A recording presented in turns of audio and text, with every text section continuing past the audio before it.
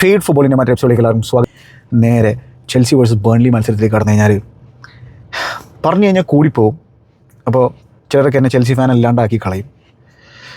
പക്ഷെ ചില കാര്യങ്ങൾ പറയാണ്. മാൻസ്ഫീൽഡിനെതിരെ FA കപ്പിൽ പരാജയപ്പെട്ടാണ് ബേൺലി മത്സരത്തിലേക്ക് വരുന്നത്. ബേൺലി റെലഗേഷൻ ബാറ്റിലിരിക്കുന്ന സൈഡാണ്, അല്ലെങ്കിൽ റിലഗേറ്റ് ചെയ്യാൻ സാധ്യത വളരെ വളരെ വളരെ കൂടുതലുള്ള ഒരു സൈഡാണ്. പക്ഷെ അതിന് മുമ്പത്തെ മത്സരത്തിൽ അവർ ക്രിസ്റ്റൽ പാലസിനെതിരെ ഒരു കമ്പാക്ക് വിജയമൊക്കെ നടത്തിക്കൊണ്ട് ഇത്തിരി എന്താണ് ഒരു മൊറാൽ ബൂസ്റ്റൊക്കെ നടത്തിയുള്ള സാഹചര്യത്തിലാണ് അവർ FA കപ്പിൽ മാൻസ്ഫീൽഡിനെതിരെ പരാജയപ്പെടുന്നത്. ലീഗ് 1 സൈഡാണ് മാൻസ്ഫീൽഡ് എന്നാണ് എനിക്ക് തോന്നുന്നത്. അപ്പോൾ അതൊരു ഭയങ്കര അവരുടെ കോൺഫിഡൻസിനെ തകർക്കുന്ന തരത്തിലൊരു പരാജയമായിരുന്നു. അതിനുശേഷമാണ് സ്റ്റാംഫോർഡ് ബ്രിഡ്ജിലേക്ക് വരുന്നത്. ഈ ബേൺലിയുടെ പ്രത്യേകത എന്താണെന്ന് വെച്ചാൽ ബേൺലി പ്രീമിയർ ലീഗിൻ്റെ ചരിത്രത്തിൽ ചെൽസിക്കെതിരെ 7 പോയിൻറ്റ്സാണ് കരസ്ഥമാക്കിയുള്ളത്. ആ 7 പോയിൻറ്റ്സ് വന്നിട്ടുള്ളത് സ്റ്റാംഫോർഡ് ബ്രിഡ്ജിൽ നിന്നാണ്, അവരുടെ ഹോമിൽ നിന്നല്ല. ഒന്ന് ആലോചിച്ച് നോക്കണം. അപ്പോൾ ഇവിടെ വന്നിട്ട് ഇടയ്ക്കിടയ്ക്ക് പണിയൊന്ന് പോകുന്ന തരത്തിലൊരു സൈഡാണ് ബേൺലി. പക്ഷേ ഇപ്പോഴത്തെ സാഹചര്യത്തിൽ സ്കോട്ട് പാർക്കറിൻ്റെ ബേൺലി നന്നായി സ്ട്രഗിൾ ചെയ്യുന്നൊരു സൈഡാണ്. അങ്ങനെയുള്ളൊരു സൈഡിനെതിരെ ചെൽസിയുടെ ആസ്പിറേഷൻ ചാമ്പ്യൻസ് ലീഗ് പ്ലേസാണ്. ടോപ്പ് 4 പോലല്ല, ടോപ്പ് 5 ഫിനിഷ് ചെയ്താൽ പോലും ചാമ്പ്യൻസ് ലീഗ് കിട്ടുന്നൊരു ഘട്ടമാണ്. എന്നിട്ട് അങ്ങനെയുള്ളൊരു ആസ്പിറേഷനുള്ള ഒരു സൈഡ് ഒരിക്കലും ബേൺലിക്കെതിരെ പോയിൻറ്റ്സ് ബ്രിഡ്ജിൽ ഡ്രോപ്പ് ചെയ്യാൻ പാടില്ല. ഈ സ്റ്റേജ് ഓഫ് സീസണിൽ ഫുട്ബോളാണ്, പോയിൻറ്റ്സ് ഒക്കെ ഡ്രോപ്പ് ചെയ്യും എന്നൊക്കെ നിങ്ങൾക്ക് വേണമെങ്കിൽ പറയാം. പക്ഷേ ഇതിലൊരു എക്സ്ക്യൂസും ഇല്ല, ഒരു എക്സ്ക്യൂസും ഇല്ല. റെഡ് കാർഡ് കിട്ടി, റെഡ് കാർഡിനൊരു എക്സ്ക്യൂസായിട്ട് പറയാൻ പറ്റുമോ? അത് തോന്നിയാസല്ലേ. ഓൾറെഡി യെല്ലോയിൽ ഇരിക്കുമ്പോൾ അത്തരത്തിലൊരു ചാലഞ്ച് നടത്തണമെങ്കിൽ അത്രയും എല്ലേ ഉള്ളൂ തലയിൽ എന്ന് ചോദിക്കേണ്ടി വരും. ഫൊഫാനയ്ക്കെതിരെ റേസിസ്റ്റ് അബ്യൂസ് നടന്നിട്ടുണ്ട് മത്സരത്തിന് ശേഷം. റേസിസ്റ്റ് അബ്യൂസ് അത് ഫൊഫാന തന്നെ സ്റ്റോറി ആയിട്ട് ഇട്ടിട്ടുണ്ട്. എന്തൊരവസ്ഥയാണ്, എന്തൊരവസ്ഥ. അതിൽ ചെൽസി ഫാൻസ് എന്ന് കരുതുന്ന ആൾക്കാരായിരിക്കുമല്ലോ. അതായത് പോയിൻറ്റ്സ് ഡ്രോപ്പ് ചെയ്തതിന് ഫൊഫാനനെ കുറ്റം പറയാം നിങ്ങൾക്ക്. കേവലം ഒരാളുടെ പ്രശ്നം മാത്രമല്ല, അത് വേറെ കാര്യം. പക്ഷേ വേണമെങ്കിൽ ബ്ലെയിമൊക്കെ ചെയ്യാം. അതൊക്കെ ഫുട്ബോൾ ഫാൻസിൻ്റെ ഇടയിൽ അല്ലെങ്കിൽ ഫുട്ബോൾ നടക്കുന്ന തരത്തിലുള്ള സംഭവമാണ്. പക്ഷേ അതിന് ആളെ റേഷ്യലി അബ്യൂസ് ചെയ്യണം. നമ്മൾ വലിയൊരു വീഡിയോ ചെയ്തതാണ് വിനി ജൂനിയറിൻ്റെ കാര്യത്തിൽ, വലിയൊരു വീഡിയോ ചെയ്തതാണ്. ഇത് ഏതെങ്കിലും ഒരു രാജ്യത്തിൻ്റെയോ ഏതെങ്കിലും ഒരു നാടിൻ്റെയോ മാത്രം പ്രശ്നമല്ല. ഇതൊരു വലിയ വൈറസാണോ, ലോകത്തിങ്ങനെ പടർന്നു കിടക്കുന്നൊരു വൈറസാണ്. അതൊരു വല്ലാത്തൊരു പ്രശ്നമാണ്, നമ്മുടെ ചുറ്റിലുള്ള പ്രശ്നമാണ്. ഞാൻ പലപ്പോഴും പറയുന്നതാണ്. ഞാൻ ആ വീഡിയോ ചെയ്തിട്ടും അത്രയും ഡീറ്റെയിൽഡ് സംസാരിച്ചിട്ടും ചില ആളുകൾക്കൊന്നും മനസ്സിലാക്കാൻ പറ്റാത്തൊരു സാഹചര്യം ഉണ്ടായിട്ടുണ്ട്. പക്ഷേ അത് എനിക്കൊന്നും ഇനി പിന്നെ കൂടുതൽ എന്താ പറയുക, ഞാൻ വീണ്ടും പറഞ്ഞുകൊണ്ടേയിരിക്കും. ഞാൻ പറച്ചിൽ നിർത്തുമൊന്നുമില്ല, പറഞ്ഞുകൊണ്ടേയിരിക്കും. അപ്പോൾ ഈ റേസിസം എന്ന് പറഞ്ഞു കഴിഞ്ഞാൽ റേസിസം മാത്രമല്ല, അത്തരത്തിൽ പല സംഭവങ്ങളുണ്ട്. ഒരു ഭീകരമായിട്ടുള്ള വൈറസാണ് എന്നുള്ളത് പറഞ്ഞുകൊണ്ടേയിരിക്കുക. ആരെങ്കിലുമൊക്കെ നേരാവുകയാണെങ്കിൽ അത് വലിയൊരു കാര്യമല്ലേ. അപ്പോൾ ഫൊഫാന അത്തരത്തിലുള്ളൊരു റേസിസ്റ്റ് അബ്യൂസ് നേരിട്ടതിൽ വിഷമമുണ്ട്. പക്ഷേ ഈ പറഞ്ഞ പോലെ ആൾ അത്തരത്തിലുള്ളൊരു മിസ്റ്റേക്ക് വരുത്തിയതിന് ആളെ റേഷ്യലി അബ്യൂസ് ചെയ്യാൻ ആർക്കും അർഹതയില്ല എന്നുള്ളതാണ്. അപ്പോൾ ഇതാണ് പ്രൊവോക്ക് ചെയ്തതുകൊണ്ടാണ് അബ്യൂസ് നേരിടുന്നത് എന്നുള്ള തരത്തിലുള്ള ചില സാധനങ്ങളൊക്കെ ഉണ്ടല്ലോ. അപ്പോൾ പ്രൊവോക്ക് ചെയ്ത് കഴിഞ്ഞാൽ നിങ്ങൾക്ക് വേണമെങ്കിൽ എന്തെങ്കിലുമൊക്കെ രീതിയിൽ ബ്ലെയിം ചെയ്യാം, കുഴപ്പമില്ല. പക്ഷെ പ്രൊവോക്ക് ചെയ്താലും അല്ലെങ്കിൽ എന്തെങ്കിലും മിസ്റ്റേക്ക് വരുത്തിയാലും ആ ആളെ റേഷ്യലി അബ്യൂസ് ചെയ്യാൻ ഓരോരുത്തരും അവകാശമില്ലടോ, ഓരോരുത്തരും റൈറ്റ് ഇല്ല. ഞാൻ പറഞ്ഞിട്ടുണ്ട്, ഡിഗ്നിറ്റിയുടെ പ്രശ്നമാണത്. എനിവേ, അത് കൂടുതലായിട്ട് നമ്മൾ ആ വിനി വീഡിയോയിൽ ഡിസ്കസ് ചെയ്യുന്ന സംഭവമാണ്. പിന്നെ നമ്മൾ എന്താ പറയുക, റൊസനിയറിൻ്റെ ആ ഒരു കാം കൂൾ നേച്ചറിന് ഒരു മാറ്റം സംഭവിച്ചിട്ടുണ്ട്. കാരണം ബാക്ക് ടു ബാക്ക് മത്സരങ്ങളിൽ ലീഡ്സിനെതിരെയും ബേൺലിക്കെതിരെയും പോയിൻറ്റ്സ് ഡ്രോപ്പ് ചെയ്തിരിക്കുകയാണ്. ഹോമിൽ 4 പോയിൻറ്റ്സ് ഡ്രോപ്പ് ചെയ്തിരിക്കുകയാണ് ലീഡ്സിനെതിരെയും ബേൺലിക്കെതിരെയും. യെസ്, ലീഡ്സും ആ റിലഗേഷൻ ഫൈറ്റിലുള്ളൊരു സൈഡാണ്, അവർ നന്നായിട്ട് കളിക്കുന്നൊക്കെ ഉണ്ട്. പക്ഷേ നമ്മുടെ ആസ്പിറേഷൻ എന്താ ഇങ്ങനത്തെ മത്സരങ്ങൾ ഇനി വരാനിരിക്കുന്ന ഫിക്സറാണ്. അപ്പോൾ ഇവിടെയാണ് റൊസനിയറിൻ്റെ മെറ്റിൽ എന്താണെന്നുള്ളതും ആൾ ബിഗ് മത്സരങ്ങൾ എന്താണെന്ന് നമുക്ക് അറിയില്ല. കാരണം വെച്ചാൽ അത്തരത്തിലുള്ള ബിഗ് മത്സരങ്ങൾ വളരെ ചുരുക്കേണ്ടായിട്ടുള്ളൂ. അതിൽ നാപ്പിളിക്കെതിരെ എവേ വിക്ടറി കരസ്ഥമാക്കാൻ സാധിച്ചു. പക്ഷേ നാപ്പിളിക്ക് ഒരുപാട് ഇഞ്ചുറി പ്രശ്നങ്ങളും കാര്യങ്ങളുണ്ടായിരുന്നു. ആസിനെതിരെ ഹോം ആൻഡ് എവേ ലീഗ് കപ്പിൽ പരാജയപ്പെട്ടു. ഇനി വരാനിരിക്കുന്ന ഫിക്സറുകൾ എൻ്റെ ഒരു പ്രഡിക്ഷൻ, ഞാൻ എൻ്റെ ഒരു സുഹൃത്തിനോട് പറഞ്ഞിട്ടുണ്ടായിരുന്നത് ചെൽസി ഒരു 63 പോയിൻറ്റ്സ് നേടും എന്നുള്ളതാണ്. പക്ഷേ ഈ പോക്കാണെങ്കിൽ 63 വരാനുള്ള സാധ്യത. അപ്പോൾ എന്താണ് ഈ പ്രൊജക്റ്റിൻ്റെ സ്ഥിതി എന്ന് പറഞ്ഞാൽ, ഈ ഓണർഷിപ്പിൻ്റെ കീഴിൽ ചെൽസി സ്റ്റാൻഡിങ് സ്റ്റില്ലാണ്. സ്റ്റാൻഡിങ് സ്റ്റിൽ, അതാണ് യാഥാർത്ഥ്യമായിട്ടുള്ള സംഭവം. അല്ലാണ്ട് പ്രോഗ്രസ് ഉണ്ടെന്ന് ആരെങ്കിലും പറഞ്ഞു കഴിഞ്ഞാൽ, കാരണം ഇവന്മാർ ഏറ്റെടുക്കുമ്പോൾ ചെൽസി എവിടെയായിരുന്നുള്ളത് നോക്കിയാൽ മതി. അപ്പോൾ വീണ്ടും നമ്മളൊരു ടോപ്പ് 5 ബാറ്റിലിന് ആ ഒരു ചാമ്പ്യൻസ് ലീഗ് പൊസിഷനായിട്ടുള്ള ആ ഒരു കടിപിടിക്ക് അതിൽ ആ ഫൈറ്റിലാണുള്ളത്. കംഫർട്ടബിളായിട്ടൊരു ചാമ്പ്യൻസ് ലീഗ് പ്ലേസിലേക്ക് എത്താൻ പോലും നമ്മൾ എത്തിയില്ല. പിന്നെയാണല്ലോ ടൈറ്റിൽ റേസിനെ കുറിച്ച് സംസാരിക്കുന്നത്. ഇവന്മാരാണെങ്കിൽ എല്ലാ വിൻഡോയിലും പൈസ ചിലവാക്കുന്നുണ്ട്. ഇപ്പോൾ ഈ വിൻഡോയിൽ പൈസ ചിലവാക്കിയിട്ടില്ല, പക്ഷേ എത്ര പൈസ ചിലവാക്കിയിട്ട് നമുക്ക് കംഫർട്ടബിളായിട്ട് ഒരു ചാമ്പ്യൻസ് ലീഗ് പൊസിഷൻ പോലും നേരിടാൻ സാധിക്കില്ല. അതും ടോപ്പ് 4 അല്ല, ടോപ്പ് 5 ചാമ്പ്യൻസ് ലീഗ് കിട്ടുന്ന ഒരു ഘട്ടത്തിൽ കംഫർട്ടബിളായിട്ട് ആ ഒരു കാര്യത്തെക്കുറിച്ച് പോലും സംസാരിക്കാൻ പറ്റുന്നില്ല എന്ന് പറഞ്ഞാൽ ഒരു കൺസേൺ ആയിട്ടുള്ള കാര്യമല്ലേ. ഈ പ്രൊജക്റ്റിൻ്റെ ഇത് എത്രാമത്തെ ഫേസാണ്, എത്രാമത്തെ വർഷമാണ്, റോസിനിയറിനെ കൊണ്ട് എന്താ ചെയ്യാൻ പറ്റുക എന്നുള്ളത് കണ്ടറിയാം നമുക്ക്. ഞാൻ ആളെ ജഡ്ജ് ചെയ്യാനൊന്നും പോകുന്നില്ല, കാരണം എനിക്ക് കാര്യമായിട്ട് ചങ്ങാനെ കുറിച്ച് അറിയില്ല. അതുകൊണ്ട് ജഡ്ജ് ചെയ്യാൻ നിൽക്കുന്നില്ല. ഞാൻ മുമ്പേ പറഞ്ഞുള്ള കാര്യമാണ്. സീസൺ കഴിയട്ടെ, നമുക്ക് സംസാരിക്കാം, ആളിനെ കുറിച്ച് വിലയിരുത്താം. പിന്നെ മാത്രമല്ല ഈ മാർച്ച് മാസം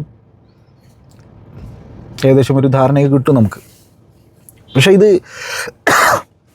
ഞാൻ പറഞ്ഞല്ലോ, എനിക്കൊരു മരവിപ്പാണ് ഈ ഓണർഷിപ്പിൻ്റെ കീഴിൽ. അപ്പോൾ അതുകൊണ്ട് എന്നിട്ടും ഇന്നലെ ഫ്രസ്ട്രേഷൻ വന്നു ആ കളി കണ്ടിട്ട്, അത് വേറെ കാര്യം. കാരണം ഡിസിഷൻ മേക്കിംഗ്, റൊട്ടേഷൻ, അതായത് ഇഞ്ചുറീസിൻ്റെ പ്രശ്നങ്ങളുണ്ട്.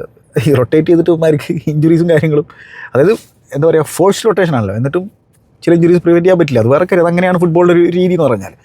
റോസിനിയർ വന്നതിന് ശേഷം ഈ ചെങ്ങായി ഒരു ടൈറ്റിൽ അടിക്കണം, അല്ലെങ്കിൽ വലിയ ട്രോഫികൾ അംബീഷനുള്ള ക്ലബ്ബുകളെ സംബന്ധിച്ചോളം എന്താണെന്നറിയോ, ഒരു സ്പൈൻ ഉണ്ടായിരിക്കും.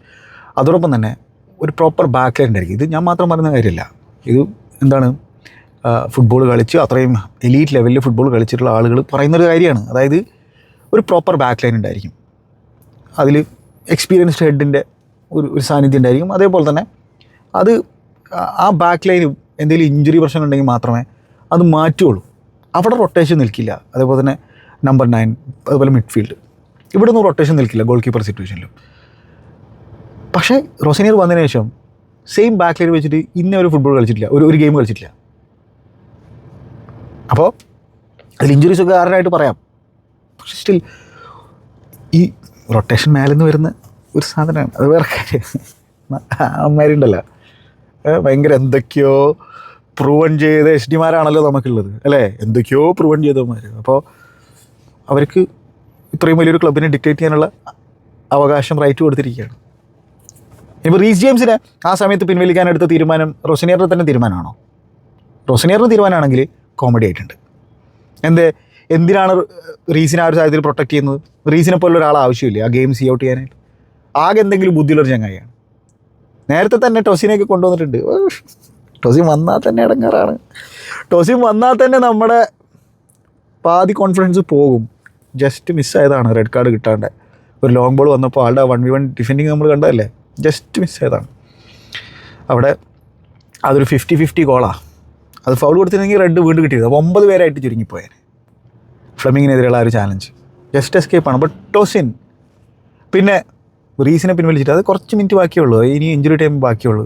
എന്തിന് റീസിനെ പിൻവലിക്കണം? ഇനിയിപ്പോൾ എന്തെങ്കിലുമൊക്കെ കാരണങ്ങൾ പറയും, ഇഞ്ചുറിയാണ്, തേങ്ങയാണ്, മാങ്ങയാണ്, അതോ ഇനിയിപ്പോൾ മേലെ നിന്ന് വന്ന തീരുമാനമാണോ? അതാണ് ഞാൻ നേരത്തെ ചോദിക്കുന്നത്. എനിക്ക് മനസ്സിലാവുന്നില്ല. അച്ചംപോങ്ങിനെയും അതേപോലെ തന്നെ മമദു സാറ് ഇൻക്രെഡിബിൾ പൊട്ടൻഷ്യലുള്ള ഫുട്ബോളറാണ്. പക്ഷേ ആ ഒരു ഘട്ടത്തിൽ അവിടെ ആ ഗെയിം സീ ഔട്ട് ചെയ്യാൻ പറ്റിയ തരത്തിലുള്ള എക്സ്പീരിയൻസ് ചങ്ങായിക്കുണ്ടോ പ്രീമിയർ ലീഗിൽ? അച്ചംപോങ്ങും ഹാറ്റോയും സാറും ടൊസിനും ഇവരൊക്കെയാണ് ഗെയിം സീ ഔട്ട് ചെയ്യാൻ ശ്രമിക്കുന്ന മനോഹരമായിട്ടുള്ള ആ ഒരു ബാക്ക് ലൈനിലുള്ള ആളുകൾ. ചിലവൊക്കെ ഡീസൻറ്റ് ഗെയിമായിരുന്നു കേട്ടോ. ചിലവേനൊന്നും കുറ്റം പറയാൻ നിൽക്കണം. നല്ല ഇൻ്റർസെപ്ഷനും കാര്യങ്ങളൊക്കെ ചങ്ങായി മത്സരത്തിൽ നടത്തിയിട്ടുണ്ട്. ഫൊഫാനയും നല്ല രീതിയിലാണ് കളിക്കുന്നത്. പക്ഷേ ഫസ്റ്റ് യെല്ലോ കാർഡും ആവശ്യമില്ലാത്തൊരു യെല്ലോ കാർഡായിരുന്നു. സെക്കൻഡ് യെല്ലോ കാർഡ്, ഒരു യെല്ലോ കാർഡ് ഉണ്ട് എന്നുള്ള ബോധമെങ്കിലും വേണ്ടേ അത്തരത്തിലൊരു ചാലഞ്ച് നടത്തുമ്പോൾ. അപ്പോൾ ആരാടോ ഇവിടെ ലീഡർഷിപ്പ് ക്വാളിറ്റിയുള്ള ഒരാൾ? ആർക്കാണ് തോന്നുക ഈ ഡിഫൻസിനെ ഓർഗനൈസ് ചെയ്യാൻ പറ്റുക? സെറ്റ് പീസിൽ നിന്നാണ് ഗോൾ കൺസിഡർ ചെയ്യുന്നത്. അതായത് പിന്നെ ബേൺലി ഭയങ്കരമായിട്ട് കളിച്ച് ഭയങ്കര എന്താ പറയുക, നമ്മളെ കാർ ഓപ്പൺ ചെയ്തിട്ടാണ് അവർ ഗോളൊക്കെ അടിച്ചതെന്ന് വെച്ച് കഴിഞ്ഞാൽ പിന്നെ അവരെ കൈയടിച്ച് വിടുക. കാരണം വെച്ചാൽ 10 men എതിരെ നന്നായി കളിച്ചു എന്നൊക്കെ പറഞ്ഞിട്ട് നമുക്ക് ഒഴിവാക്കാം. ഇത് സെറ്റ് പീസിൽ നിന്ന് ഗോൾ കൺസിഡർ ചെയ്യുക, അതൊന്ന് ആലോചിച്ചൊക്കെ. ഫ്രീ ഹെഡറിനുള്ള ഓപ്പർച്യൂണിറ്റി കൊടുത്തിരിക്കുകയാണ് ഫ്ലെമിങ്ങിന് towards end of the game. Free kick consider ചെയ്യുന്നു, ബോക്സിലേക്ക് ക്രോസ് വരുന്നു. എന്ത് ഡിഫെൻഡിങ് ആണത്? ഫ്ലെമിങ്ങിനെ ഫ്രീ ആക്കി വിടുന്നതാണ്. ഈ മത്സരത്തിൻ്റെ ഫസ്റ്റ് ഹാഫിലും കോർണറൊക്കെ വരുമ്പോൾ നമ്മുടെ ഡിഫെൻഡിങ്ങിൽ പ്രശ്നം ഉണ്ടായിരുന്നു. അപ്പോൾ ഇവിടെ റോസിനിയർ മത്സരത്തിന് ശേഷം പറഞ്ഞത് മാൻ മാർക്കിംഗ് ജോബ് ആ ഒരു സിറ്റുവേഷനിൽ പ്ലെയർ ചെയ്തില്ല എന്നുള്ളതാണ്. അപ്പോൾ ആ രീതിയിൽ ചങ്ങായി ഹാർഷായിട്ട് സംസാരിച്ച് തുടങ്ങി. അതായത് ആ കൂൾ കമ്പോസ്റ്റ് നേച്ചറൊക്കെ പോയി തുടങ്ങി. സത്യമാണ് പറഞ്ഞെങ്കിലും ആൾ അങ്ങനെയൊന്നും ആയിരുന്നില്ലല്ലോ തുടക്കത്തിൽ വർത്തമാനം പറഞ്ഞിട്ടുണ്ടായിരുന്നു. അപ്പോൾ അതാണ് പ്രഷർ കുറച്ചൊക്കെ ഇങ്ങനെ അടിച്ചു വരുമ്പോൾ റുക്കിയല്ലേ ആളൊന്നും ഞാനൊന്നും പറയാൻ നിൽക്കുന്നില്ല. കാരണം ഞാൻ എന്ത് പറയാനാണ്, ആളെ കൊണ്ടുവന്ന തലപ്പത്തിരിക്കുന്നവരെ മാത്രമേ ഞാൻ പറയുള്ളൂ. എൻ്റെ രീതി അതാണ്. അത് ഇഷ്ടപ്പെടാത്ത ആളുകളുണ്ടായിരിക്കും, പക്ഷേ എൻ്റെ രീതി അതാണ്. മാത്രമല്ല ആഷ്ലി ബാൺസൊക്കെയാണ് വന്നിട്ടുള്ളത്. 36 വയസ്സെങ്ങാനും ചങ്ങായി കയറി. ഈ ചങ്ങായി അവരുടെ മത്സരങ്ങൾ കണ്ടപ്പോഴൊന്നും ഞാൻ ആളെ കണ്ടിട്ടില്ല. വളരെ കുറച്ച് മിനിറ്റ്സ് മാത്രമേ സീസണിൽ കളിച്ചിട്ടുള്ളൂ. ആൾ വന്നിട്ട് ഓൾമോസ്റ്റ് ഒരു ഗോൾ അടിച്ച സിറ്റുവേഷൻ ഉണ്ടായിരുന്നു. അഗൈൻ ഒരു ക്രോസ് ബോക്സിലേക്ക് വന്നപ്പോൾ ഓഫ് സൈഡ് ആയിരുന്നു. പക്ഷേ നമ്മുടെ ഓവറോൾ സെറ്റ് പീസിൽ ഡിഫെൻഡിങ് ഒരു പ്രശ്നമാണ്. അത് പ്രശ്നമായിട്ട് തോന്നുന്നത്. പിന്നെ മാത്രമല്ല towards end of the game ബേൺലിക്ക് ജയിക്കാനുള്ള അവസരം കൂടി കിട്ടിയിട്ടുണ്ടായിരുന്നു. 2 ഓപ്പർച്യൂണിറ്റീസ്. എഡ്വേർഡ്സിൻ്റെ അറ്റംപ്റ്റ് അത് തേഴ്സിൻ ബ്ലോക്ക് ചെയ്തു. പക്ഷേ അതിൻ്റെ റിസൾട്ടിങ് കോർണറിൽ നിന്ന് ഫ്രീ ഹെഡർ, മറ്റേ ഫ്ലെമിങ്ങിൻ്റെ ഹെഡറിൻ്റെ അതേപോലത്തെ ഒരു സംഭവമായിരുന്നു. പക്ഷേ ഇത്തവണ ഫ്ലെമിങ് ആയിരുന്നില്ല. ഫ്ലെമിങ്ങിനെ ബ്ലോക്ക് ചെയ്തിട്ടു. പക്ഷേ ലാർസന് ഫ്രീ ഹെഡറിനുള്ള ഓപ്പർച്യൂണിറ്റി. അത് ജസ്റ്റ് ബാറിനുള്ളിൽ പോകുന്നു. അല്ലെങ്കിൽ തോറ്റുപോയനെ. എന്ത് ഡിഫെൻഡിങ് ആണത്. അപ്പോൾ അവിടെ ഫ്ലെമിങ്ങിനെ വിട്ടത് ആൻഡ്രേ സാൻഡോസ് ആണ്. പക്ഷെ അവിടെ അഗെയിൻ ആ ഒരു സിറ്റുവേഷനൊക്കെ ഓർഗനൈസ് ചെയ്യാൻ ആ ഗ്രൗണ്ടിൽ ആരെങ്കിലും വേണ്ടേ. നമുക്ക് സെറ്റ് പീസ് കോച്ചുമാരെ വേണമെങ്കിൽ കുറ്റം പറയാം, കൃത്യമായിട്ടുള്ള പരിപാടികൾ നടക്കുന്നില്ല. പക്ഷേ സ്റ്റിൽ നമ്മൾ എന്ത് ട്രെയിനിങ് ഗ്രൗണ്ട് ചെയ്ത് കഴിഞ്ഞാലും അത് ആ ഗ്രൗണ്ടിൽ ഈ പ്രഷർ സിറ്റുവേഷനിൽ കാര്യങ്ങൾ ഹാൻഡിൽ ചെയ്യാൻ പറ്റിയ തരത്തിലുള്ള ക്വാളിറ്റിയുള്ള ലീഡർഷിപ്പ് ക്വാളിറ്റിയുള്ള ചങ്ങായിമാരാണ്. അത്തരത്തിലുള്ള ആരും ഇല്ല. അതായത് എന്താ പറയുക, ആവറേജ് ഡിഫൻഡർമാരുടെ ഒരു കലവറ. ചെൽസിയുടെ ഫസ്റ്റ് ടീം നല്ലതാണെന്നുള്ളത് നമ്മളെപ്പോഴും പറയാറുണ്ട്. പക്ഷേ സ്റ്റിൽ സ്ക്വാഡിലേക്ക് നമ്മൾ നോക്കുമ്പോൾ ഇത്രയും പൈസ ചിലവാക്കിയിട്ട് എത്ര ആവറേജ് ഫുട്ബോളേഴ്സാണ് അവിടെ ഉള്ളതെന്ന് നോക്കി കഴിഞ്ഞാൽ നമുക്ക് കിളി പോയി പോകും. അപ്പോൾ ഇവന്മാർ പൈസ സ്പെൻഡ് ചെയ്തതിൽ അവന്മാരെ ചന്തി കടിക്കണം എന്നുള്ളതാണ് ഞാൻ പലപ്പോഴും പറയുന്നത്. പക്ഷേ അവരുടെ ഉദ്ദേശം വേറെയാണ്. എന്തായാലും പുതിയൊരു ഷർട്ട് സ്പോൺസറിനെ കിട്ടിയിട്ടുണ്ട്. Indian forest service .ai IFS.ai. അപ്പോൾ എന്തായാലും അത് ഇന്ത്യൻ ഫോറസ്റ്റ് സർവീസ് അല്ല കേട്ടോ, ഞാൻ വെറുതെ പറഞ്ഞാണ്. അപ്പോൾ അങ്ങനെയുള്ള ഒരു ഷർട്ട് സ്പോൺസറിനെ ഫൈനലി കിട്ടിയിട്ടുണ്ട്. എന്തായാലും ബേൺലിക്കെതിരെ പോയിന്റ് ഡ്രോപ്പ് ചെയ്തിരിക്കുകയാണ്. പിന്നെ ബേൺലി പറഞ്ഞ പോലെ റെലഗേഷൻ ഫോർഡേഴ്സാണ്. അപ്പോൾ അവർ കുറേ ചാൻസുകൾ തന്നിട്ടുണ്ടായിരുന്നു. ഫസ്റ്റ് ഹാഫിൽ തന്നെ വേണമെങ്കിൽ ഗെയിം കിൽ ഓഫ് ചെയ്യായിരുന്നു. ഫസ്റ്റ് ഗോൾ തന്നെ 4ാമത്തെ മിനിറ്റിലാണ് വരുന്നത്. കാസോയുടെ അതായത് ആൻഡ്രേ സാൻഡോസ് കാസോഡിനെ പിക്ക് ചെയ്യുന്നു. കാസോയുടെ ബ്യൂട്ടിഫുൾ ത്രൂ ബോൾ ലെഫ്റ്റിലാണ് നെറ്റോ സ്റ്റാർട്ട് ചെയ്തിട്ടുണ്ടായിരുന്നത്. നെറ്റോ വലിയ ചിന്തിക്കാനൊന്നും നിന്നില്ല. ചിന്തിച്ച് കഴിഞ്ഞാൽ പണി കിട്ടുമെന്നറിയാം. ആൾ ക്രോസ് കൊടുക്കുന്നു. ജോ പെഡ്രോ നല്ല ഫോമിലാണ് കളിച്ചുകൊണ്ടിരിക്കുന്നത്. ജോ പെഡ്രോ കാൽ നീട്ടി വെച്ച് ഗോളാക്കുന്നു. എങ്ങനെയൊക്കെ അവിടെയൊക്കെ തട്ടിയത് ഗോളാവുന്നു. Good goal. അവിടെ നമ്മൾ പ്രതീക്ഷിക്കുന്നത് എന്താ, ഇനിയിപ്പോൾ കംഫർട്ടബിളായിട്ട് 2-3 ഗോളൊക്കെ അടിക്കുന്നുള്ളൂ. പക്ഷേ ഇത് ബ്ലൂക്കോൻ്റെ ചെൽസി ആയതുകൊണ്ട് നമുക്ക് വിശ്വസിക്കാൻ പറ്റില്ല അവന്മാർ എന്താണ് ചെയ്യുക എന്നുള്ളത്. പിന്നെ കാര്യമായിട്ടൊന്നും ചെയ്തിട്ടില്ല. പക്ഷേ സ്റ്റിൽ ബേൺലി നമുക്ക് അവസരം തന്നു. ഹാനിബൽ ബെജ്ബരി പിന്നെ അറ്റംപ്റ്റ് കാര്യങ്ങളൊക്കെ നടത്തിയിട്ടുണ്ടായിരുന്നു. ഫോമർ മാഞ്ചസ്റ്റർ യുണൈറ്റഡ് പ്ലെയറാണ്, മാഞ്ചസ്റ്റർ യുണൈറ്റഡ് അക്കാഡമി പ്രൊഡക്റ്റാണ്. അപ്പോൾ ഈ അവരുടെ ഒരു ഫ്രീ കിക്കിൽ നിന്ന് ചെൽസിക്ക് ഒരു counter attacking scenario. Chelsea hoof ചെയ്താണ് ബോൾ. അപ്പോൾ പാമറോടെ നിൽക്കുന്നുണ്ട്. നമ്മുടെ കൈൽ വാക്കറോടെയാണ് കളിക്കുന്നത്. കൈൽ വാക്കറോട് അവിടെ ജഡ്ജ്മെൻറ്റ് മൊത്തത്തിൽ പാളി. പാമറിന് 1v1 ഓപ്പർച്യൂണിറ്റി കിട്ടി. പക്ഷേ ബോക്സിൻ്റെ പുറത്ത് തന്നെ അറ്റംപ്റ്റ് നടത്തുകയാണ്.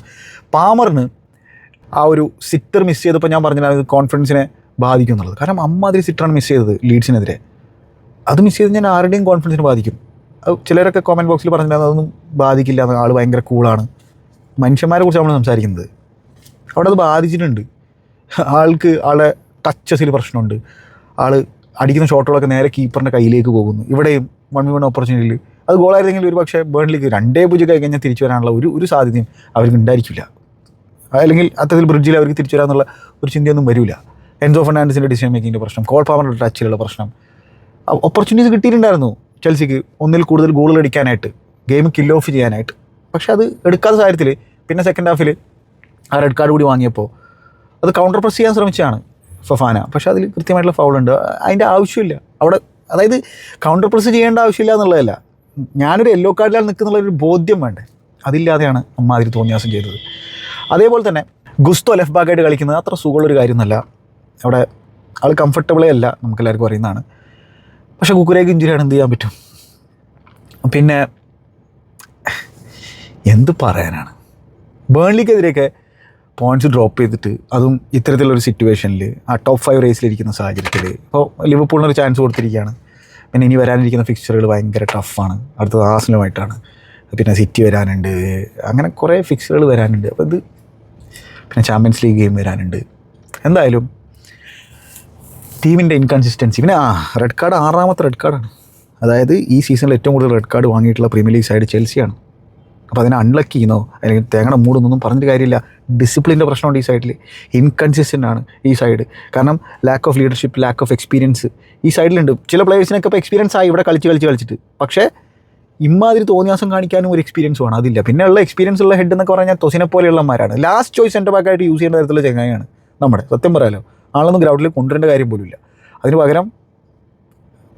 അതിനൊക്കെ പകരം അച്ചമ്പവും വന്ന് മിസ്റ്റേക്ക് വരുത്തുന്നതാണ്. അറ്റ്ലീസ്റ്റ് നമ്മുടെ ചെക്കനാണ്, ഡെവലപ്പെങ്കിലും ചെയ്തോളും വിചാരിക്കും. ഇനി ഈ ചങ്ങാനൊക്കെ എവിടെ എന്ത് ഡെവലപ്പ് ചെയ്യാനാണ്?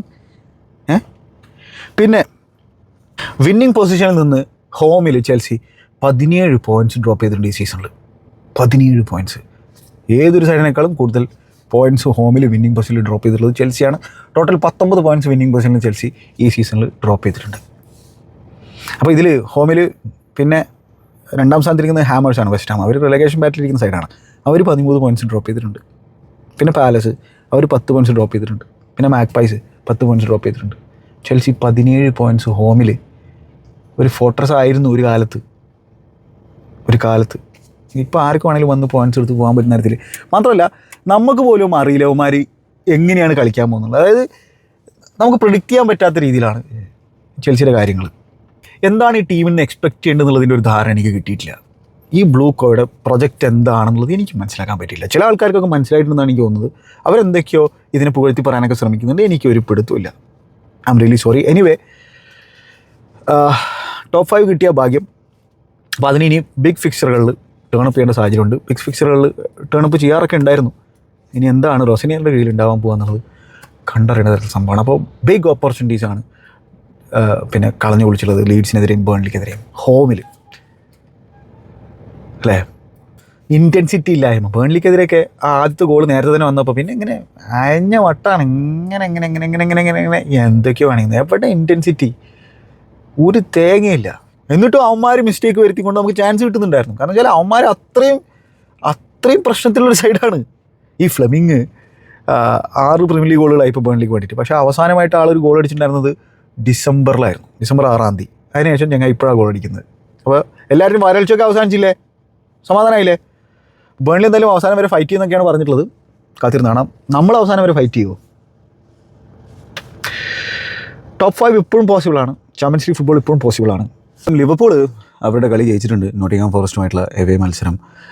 വളരെ ഡ്രമാറ്റിക് ആയിട്ടുള്ള ഇവൻസുകളാണ് മത്സരത്തിൻ്റെ അവസാനത്തെ സാഹചര്യം നടന്നത്. ഫസ്റ്റ് ഹാഫ് ദുരന്തമായിരുന്നു. എന്തായാലും മെക്കാലിസ്റ്ററിൻ്റെ വിന്നിംഗ് ഗോളിലൂടെ ലിവർപൂൾ വിജയിക്കുന്നു 1-0 എന്നുള്ള സ്കോർ ലൈന്. ഇപ്പോൾ എന്താണ് ചെൽസിയും ലിവർപൂളൊക്കെ ഒരേ പോയിൻറ്റ്സിലാണ് ഇരിക്കുന്നത്. യുണൈറ്റഡിനെ സംബന്ധിച്ചോളം ഇന്ന് രാത്രിയാണ് അവരുടെ കളിയുള്ളത്. എവർട്ടൺ എവെയാണ്. അപ്പോൾ അതിൽ നിന്നൊരു പോസിറ്റീവ് റിസൾട്ട്, ഒരു പോയിൻ്റെങ്കിലും നേടിയെടുക്കാൻ സാധിച്ചു കഴിഞ്ഞാൽ ചെൽസിക്ക് അബവ് മാഞ്ചസ്റ്റർ യുണൈറ്റഡ് പോകും. ജയിക്കാൻ തന്നെയായിരിക്കും മൈക്കൽ കാരിക്കിൻ്റെ ടീം കളിക്കാൻ ഇറങ്ങുന്നുണ്ടായിരിക്കുക. അപ്പോൾ എന്തായാലും ഇനി ചെൽസിയുടെ അടുത്ത മത്സരം എന്ന് പറഞ്ഞാൽ അത് ആഴ്സണലുമായിട്ടാണ്. ആഴ്സണൽ നോർത്ത് ലണ്ടൻ ഡാർബിയിൽ ഇംപ്രസീവായിട്ടുള്ള പ്രകടനം കാഴ്ചവെച്ചിട്ടുണ്ട്. അതിനെക്കുറിച്ച് നമുക്ക് ഡീറ്റെയിൽ ആയിട്ട് സംസാരിക്കേണ്ടതുണ്ട്. കാരണം വെച്ചാൽ അണ്ടർ പ്രഷറിലായിരിക്കുന്ന സാഹചര്യത്തിൽ ഇത്തരത്തിലൊരു പെർഫോമൻസ് ഡെലിവറി എന്ന് പറഞ്ഞാൽ അത് ചെറിയൊരു കാര്യമല്ല. അതിനർത്ഥം ആഴ്സണൽ ഫൈറ്റ് ചെയ്യാൻ തന്നെ റെഡിയായിട്ടിരിക്കുകയാണ് എന്ന് തന്നെയാണ് നമുക്കിതിൽ മനസ്സിലാക്കാൻ സാധിക്കുന്നത്. അപ്പോൾ അങ്ങനെയുള്ള ആഴ്സണലുമായിട്ടാണ് ചെൽസിയുടെ അടുത്ത പ്രീമിയർ ലീഗ് മത്സരം. അതിൽ ചെൽസിക്ക് എന്തെങ്കിലും തരത്തിലുള്ള ഒരു റെസ്പോൺസ്, ഒരു റിയാക്ഷൻ ഈ ബേൺലിക്കെതിരെയുള്ള സമയത്തിൽ നിന്ന് കാഴ്ചവെക്കാൻ സാധിക്കും എന്നുള്ളത് കണ്ടറിയാം. നമുക്കറിയാം ആഴ്സണലുമായിട്ടുള്ള റീസെൻറ്റ് ഹിസ്റ്ററി എന്ന് പറഞ്ഞാൽ ദുരന്തമാണ്. ചെൽസിനെ സംബന്ധിച്ചിടത്തോളം കൊട്ടിയിട്ട് പോകുന്ന സാഹചര്യമാണ് ഇപ്പോൾ നമ്മൾ കണ്ടുകൊണ്ടിരിക്കുന്നത്. അപ്പോൾ അതിന് എന്തെങ്കിലും മാറ്റം വരുമോ കണ്ടറിയേണ്ട സംഭവമാണ്. പക്ഷേ ആഴ്സണൽ നോർത്ത് ലണ്ടൻ ഡാർബിയിൽ മികച്ച പ്രകടനമൊക്കെ കാഴ്ചവെച്ചുകൊണ്ട് അവർ ആ ടൈറ്റിൽ സർജ് നടത്തുന്നതിനായിട്ട് ഇങ്ങനെ ഇരിക്കുന്നൊരു സാഹചര്യമാണ്. കണ്ടറിയാം കോശി. ഇവനെ കൊണ്ട് സാധിക്കുമോ, ഈ മാനേജറെ കൊണ്ട് സാധിക്കുമോ എന്നുള്ളതൊക്കെ കണ്ടറിയേണ്ട സംഭവമാണ്. നിങ്ങളുടെ അഭിപ്രായങ്ങൾ കമൻറ്റ് ബോക്സിൽ രേഖപ്പെടുത്തുക. Good bye.